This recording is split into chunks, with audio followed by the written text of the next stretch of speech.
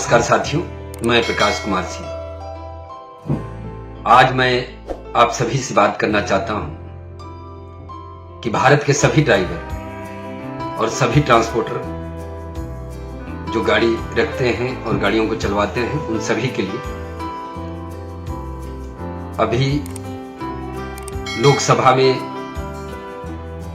गृह मंत्री अमित शाह जी ने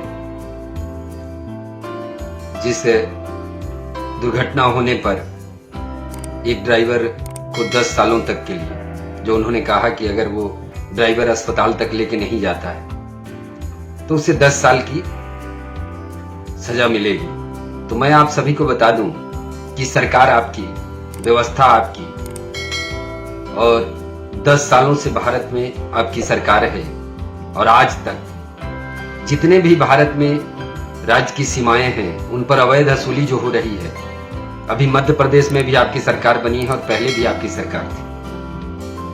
मैं आप सभी को बताना चाहता हूं कि ये जो अवैध वसूली हो रही है, भ्रष्टाचार हो रहा है, इस पर भी तो एक कानून बनाने की जरूरत थी। जो एक ऑफिसर के द्वारा किया जाता है और ऊपर तक आईएएस ऑफिसर होते हैं, उसके ऊपर मंत्री होते हैं,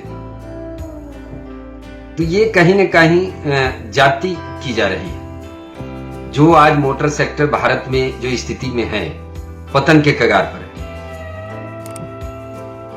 इसमें आपने कहा कि दुर्घटनाएं, मैं कहता हूं कि दुर्घटनाओं का मुख्य कारण क्या है, हमें उस पर विचार करना चाहिए। ये दुर्घटनाएं होती कैसे? आज सड़कों पे जो ड्राइवर दिन रात काम कर रहे हैं, उन्हें क्या क्या समस्याओं का सामना करना पड़ता है, इस पे तो विचार की नहीं जा रही है कि किस तरीके से हम दुर्घटनाओं को रोक सकते हैं, इसके मुख्य कारण क्या क्या है। ड्राइवर गाड़ी चलाता है, वो सड़क किनारे कहीं भी ऐसी व्यवस्थित जगह नहीं है, ऐसा कोई रेस्ट रूम नहीं है, ऐसी कोई पार्किंग की सुविधा नहीं है जहां पर वो 2-4 घंटे की नींद पूरी कर ले। तो ड्राइवर की नींद ना पूरी होना दुर्घटना का कारण है। रास्ते में जिस तरीके की व्यवस्थाएं हैं, आप देख रहे हैं कि राज्य की सीमाओं पर कदम कदम पर पुलिस वाले, आरटीओ इस तरीके से परेशान करते हैं कि ड्राइवर एक टाइमिंग देखता है कि हम किस हिसाब से निकले और कैसे पहुंचे। टाइमिंग का जो होना,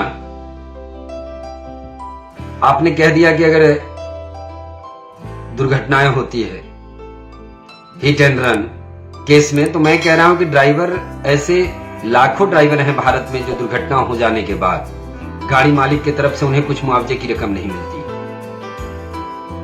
भारत में ड्राइवर की संख्या जो है वो करोड़ों में है और इसके बावजूद भी उन्हें एक दिन सम्मान नहीं मिल पाता है। पिछले कई वर्षों से हम लोग लड़ाई लड़ते आ रहे हैं और आपके ये कानून बनाना, मुझे लगता है कि एक बड़ा व्यवस्थाएं, कानून बदले, अच्छी बात है। जो पहले 2 साल थे अब वो 10 साल कर देना। आप सोचिए कि एक ड्राइवर की दुर्घटना अगर होती है, और हादसे होंगे, हादसों में रोक पाने में आपकी भी सरकार असक्षम है और ये बात आप सभी को पता है, क्योंकि 10 साल हो गए लेकिन सालाना 5 लाख लोग दुर्घटनाओं में मर रहे हैं। और ये बात सत्य है कि दुर्घटनाओं को हम कम कर सकते हैं, इसे रोकना असंभव है, लेकिन इसके तरीके होने चाहिए, न कि ये तानाशाही वाली फरमान हो जाए किस तरीके से। या तो फिर आप चाहते हैं कि भारत में लोग ड्राइविंग क्षेत्र से ना जुड़े रहे, अब तो विकल्प यही है।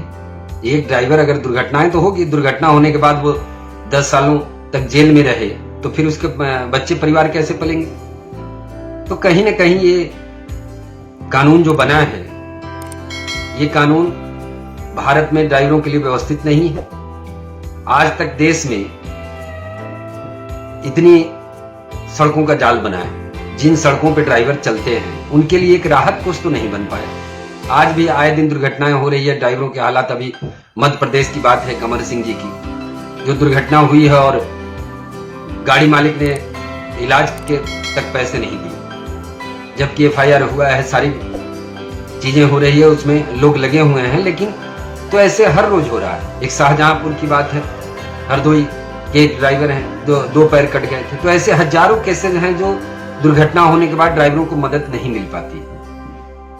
तो इसके लिए तो कोई कानून बना नहीं। जो कि ड्राइवर अर्थव्यवस्था में इतना बड़ा योगदान देता है, उसके ऊपर से एक काला कानून बना देना।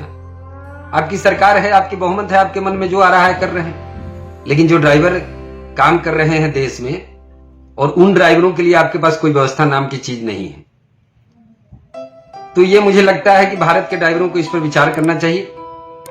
अगर भारत के ड्राइवर इस पर विचार नहीं करे तो अब तो आपके पास विकल्प यही होगा, या तो फिर आप लड़ाई लड़ो इस कानून के खिलाफ, या मोटर सेक्टर में ड्राइविंग छोड़ दो, फिर दूसरा कोई काम करो आप, क्योंकि सरकार भी चाहती है कि भाई भारत में ड्राइवर काम नहीं करे। क्योंकि जहां इन्हें बदलाव करने की बात थी, आज अवैध वसूली की बात होती है, जहां अरबों रुपए का, उस अवैध वसूली पे सारे लोग चुप हैं। जबकि मैं नितिन गडकरी जी के आवास पे मिला था और उनसे भी बात हुई थी, उनके पीए से भी हमारी चर्चा हुई, और पत्रों के माध्यम से कोई ऐसा कार्यालय मंत्रालय नहीं बचा होगा जहां हम लोगों ने नहीं दिया। ये ऑल ड्राइवर कल्याण संघ के द्वारा हर जगह हम लोगों ने पत्रों के माध्यम से अपनी समस्याओं को बताया। जहां आपको समस्याओं पे बात करनी थी, आपने एक अलग कानून बना दिया। आप कहते हैं कि हिट एंड रन केस होगा, दुर्घटनाएं होगी, इलाज करने नहीं लेके जाएगा। तो इलाज कराने की जो आपको स्थिति पता है, आपकी गाड़ी से, मैं बता रहा हूं, आपकी गाड़ी से अगर एक्सीडेंट हो जाए ना, और आम पब्लिक के बीच में आप खड़े हो, तो आपको भी लोग नहीं बख्शेंगे कि आप कौन है। आपके पास अगर सुरक्षा गार्ड ना हो तो आपके साथ भी पब्लिक वही करेगी, पीट पीट के मार देगी। और ऐसा हुआ है। अभी थोड़े दिन पहले निर्मल में ऐसी घटना हुई थी जहां एक एक्सीडेंट हो जाती है, एक आदमी की मौत हो जाती है, और पब्लिक ने वहीं पे ड्राइवर को पीट पीट कर मार दिया था। तो ये जो आप बता रहे हो कि इलाज के लिए, ऐसा नहीं है कि कोई भी ड्राइवर जानबूझ के हादसा करता है। गाड़ी आप भी चलाते हैं, हर लोग गाड़ी चलाते हैं। कोई भी व्यक्ति किसी भी परिस्थिति में नहीं चाहता है कि हम किसी का अनहित करें। वो ऐसी परिस्थिति हो जाती है, अकस्मात आप सही चल रहे हैं, सामने से कोई अचानक आ जाता है, तो ऐसी परिस्थिति में आप क्या करेंगे? कोई आप सही चल रहे हो लेकिन सामने वाला गलत कर जाता है, तो ऐसी स्थिति बनती है, क्योंकि दुर्घटना है, हादसे होते रहते हैं। लेकिन ये कानून ड्राइवर हित के लिए नहीं है, और इस कानून के विरोध में हम लोग खड़े हैं, और आने वाले समय में एक रणनीति बना के इस पे हम काम करेंगे। आज भारत के जितने भी ड्राइवर और संगठन हैं, उन सभी को समझने की जरूरत है, क्योंकि अभी तक तो बड़े विचार हो रहे थे, लेकिन आप देख लो कि सरकार ने, आप मांग कुछ और रहे थे और पकड़ा दिया कुछ और में। तो ये दर्शा रहा है कि आपकी सोच एक आम जन के लिए नहीं, और देश के ड्राइवरों के लिए तो कतई नहीं है। क्योंकि आज 10 सालों में ड्राइवर हित के लिए एक भी ऐसे कानून नहीं बने हो जिससे लगे कि भाई भारत में कानून बना है। तो मुझे तो लग रहा है कि या तो इस देश में ड्राइविंग लोग करना छोड़ दें, अब ऐसी स्थिति बन जाएगी। तो इस पे आप सभी ड्राइवर साथियों को विचार करने की आवश्यकता है। जय हिंद, जय सारथी, जय भारत।